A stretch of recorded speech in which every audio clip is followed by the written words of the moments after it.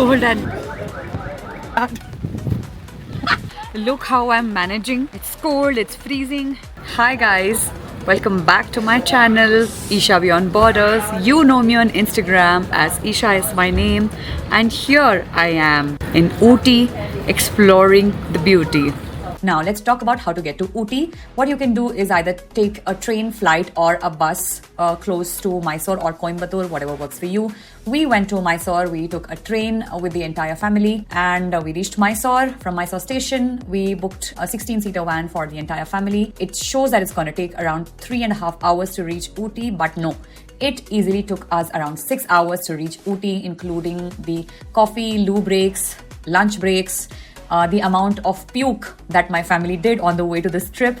So on our way to Ooty from Mysore, we crossed the Bandipur Tiger Reserve, which we planned to cover during the return because we were extremely exhausted from the journey. So we chose to go directly to our hotel so that we can take some rest, freshen up and then plan for the rest. But on the way, we sighted some really wild animals. We saw elephants, we saw deers, we saw a lot of birds, peacocks. So I think this is an experience, and make sure you book a nice coach for yourselves, which allows a good view of the forest. So we have stopped at the Needle Rock viewpoint.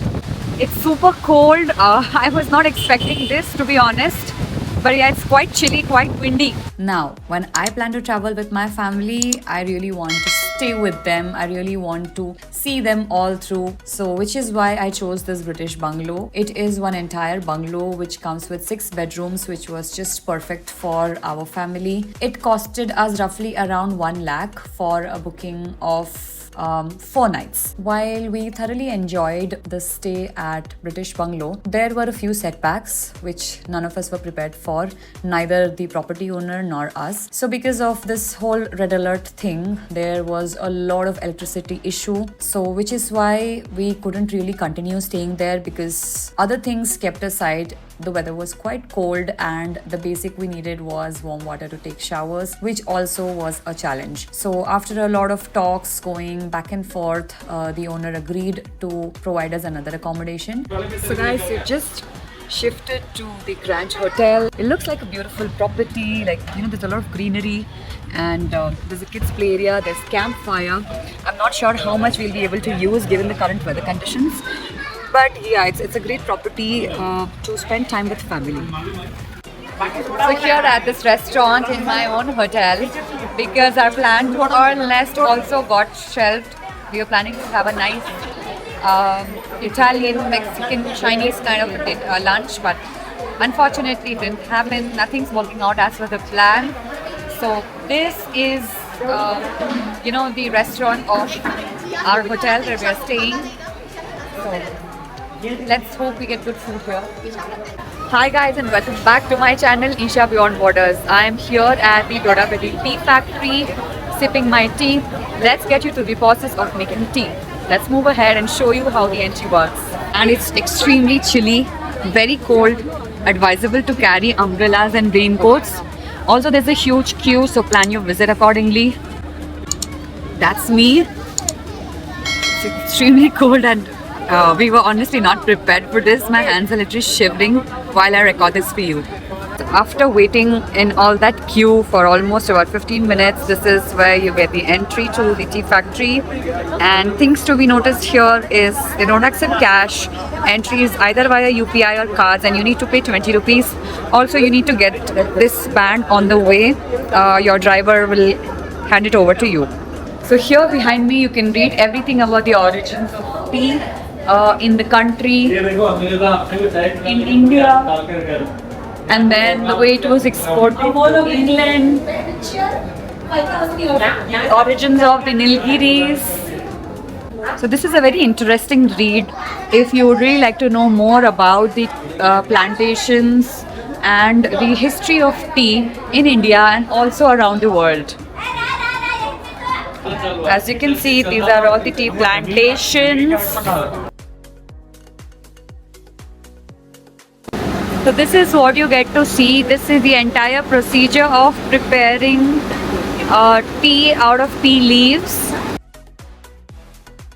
So this big cylindrical shaped roller that you can see is called the googie.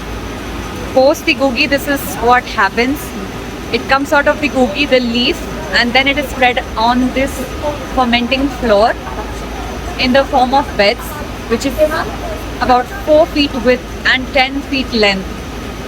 So during this, the leaf reacts to oxygen in atmosphere and changes color. The green dhool which is spread on the floor slowly turns copper red.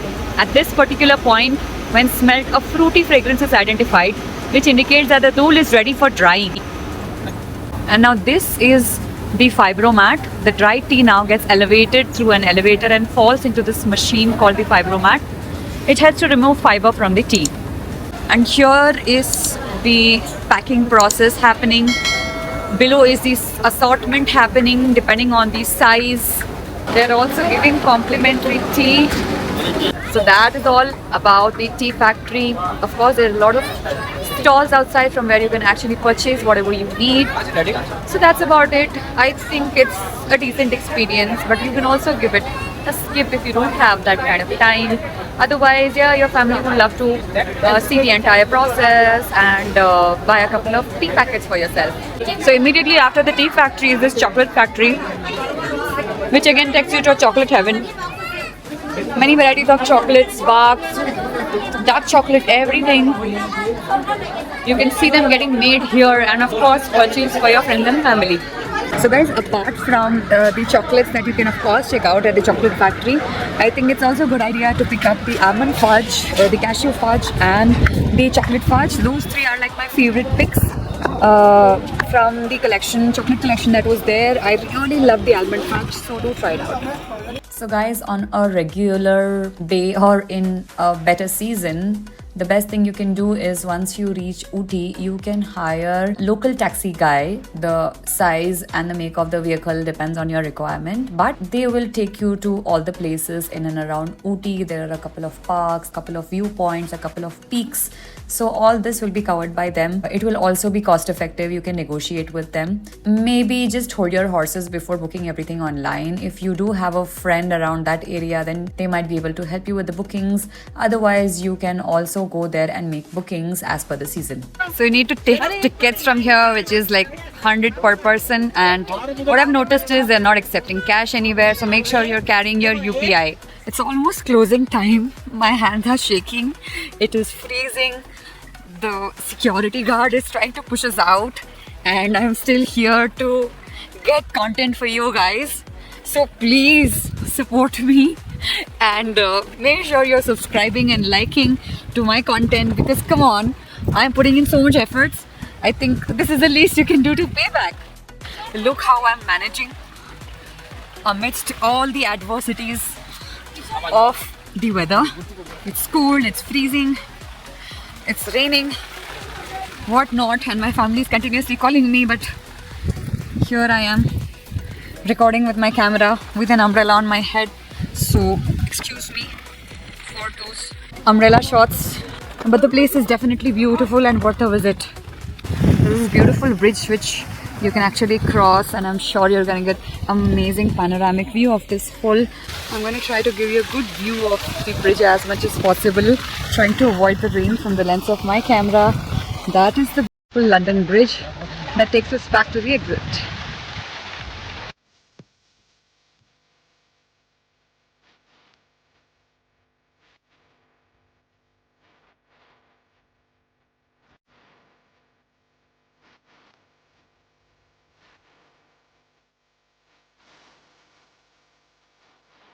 If you're really looking for a nice snack time in Ooty, then Modi's is the place for sure. There are a lot of bakery items, delicious, lip smacking, and extremely sinful. So make sure you check the calories before you eat. But yes, for a delicious hot chocolate, for amazing ice creams, for nice bakery stuff, it's a great place. Do visit. Hi guys, so this is the final day of our tour in Ooty. This is the room that we have finally for our family. It's like a 2-bedroom apartment with hall. This hall's couch also is convertible. so that can also be converted to a sofa cum bed. The 2-bedroom apartment for Sterling costed us roughly around 14,000 per night, which can accommodate up to 6 people. So it's a good idea for sure. So here's a tip for booking your hotel accommodations from all my travel experiences. Let's say you're going to some place. For the first 2 days, you're going to be out and about. Your itinerary is planned. You are having your day trips. You're going to go out in the night. Then for such days, I would prefer booking something that's very central in the city so that it's easier for me to find the conveying options like a cab or a bus, whatever works. And then if I have another day, which is a day of leisure, wherein I'm not sure of what exactly I'm going to be doing, then for that night, I would probably book something like a resort or a better property, a premium property to be honest, because then you really enjoy the stay. You can actually utilize the amenities that they offer, and you get the kind of relaxation that you're looking for. So this way you don't really need to burn a hole in your pocket during all your travels. You can balance it out in an easier way. You book your hotels in budget friendly prices when you have your itinerary planned, and for your leisure days or the days that you just want to relax and not do much, then shift to a better property.